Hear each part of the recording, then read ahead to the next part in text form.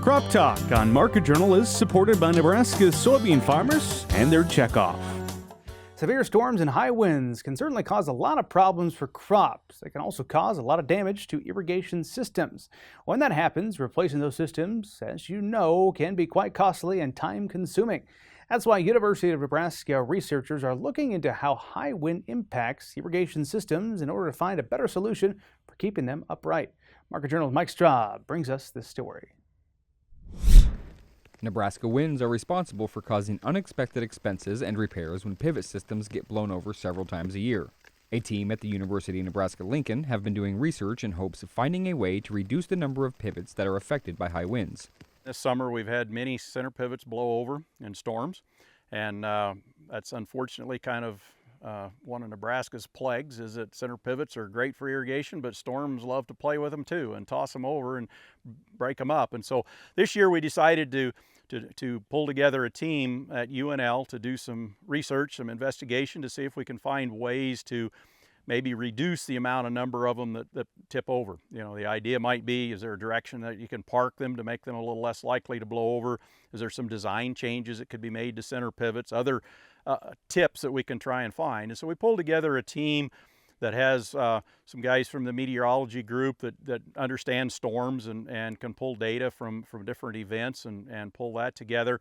And we're working with the pivot manufacturers and insurance industry to try and get their database. And then we're also working with the engineering group to see what we can learn about modeling and some of the things we can do on how maybe there's some changes that we can make if we understand how wind interacts with center pivots. When a pivot gets blown over, it's an expensive deal. Most people carry insurance on them, so if they're fully insured, it pretty much covers the replacement cost. But of course, if you don't have insurance on it, buying a new pivot's somewhere around $100,000, as I understand right now, and so certainly whether the farmer's paying for it or the insurance company's paying for it, there's a lot of dollars worth of damage if it gets completely destroyed.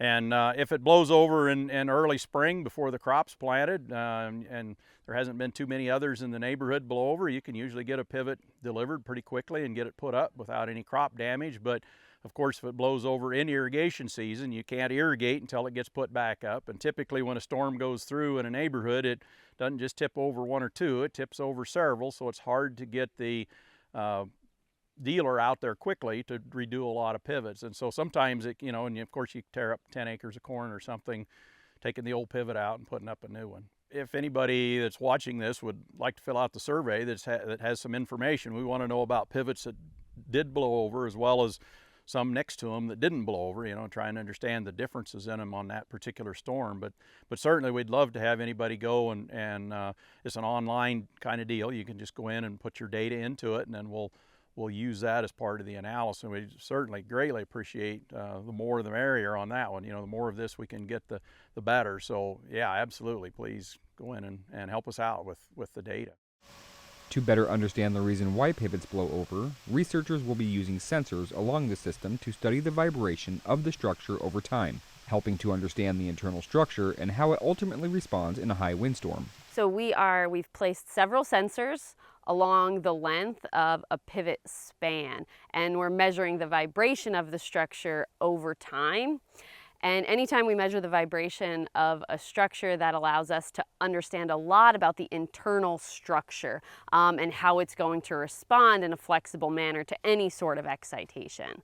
And so that can provide us with some really helpful data for an individual span, an individual pivot. But what we're also doing today is collecting it for several different spans, both without water, while water's on, so that we can start to understand how some of the variations in pivots actually correspond to the structure, and then ultimately how that relates to its performance during a high windstorm. Like, what we're kind of gathering is we're going to get really high quality data about an individual pivot. However, it's also capturing all of the very high uniqueness about that individual pivot. And so we'll gain a lot of insight into what exactly, an individual truss member here, thickness of the pipe, height, length, number of spans, all of these different things, and how that factors into its wind performance.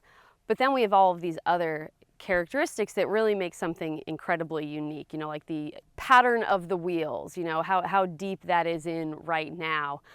Even the weather on a given day impacts the data that we receive. And so in that case, to help us avoid over-attributing something to a particular structural characteristic, survey data can help us understand the true variation. So understanding, or just simply knowing, how many of a certain type of pivot did overturn when excited by a particular storm and particular wind speed, we can use that to start to kind of constrain and put some realistic bounds on what we learn about the structure. What we'll be able to find are certain variations of pivot that may be more resistant to wind, and so that would certainly help manufacturers and designers if they want to, provide the most wind-resistant pivot to their customers.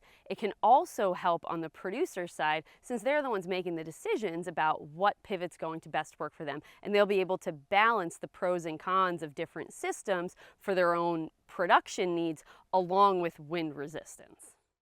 Pivot structure research can change the way manufacturers think about designing irrigation systems. Those changes can be beneficial to producers by eliminating the chance for high wind damage and unexpected cost, repairs, and loss of water source. Reporting for Market Journal, I'm Mike Straub.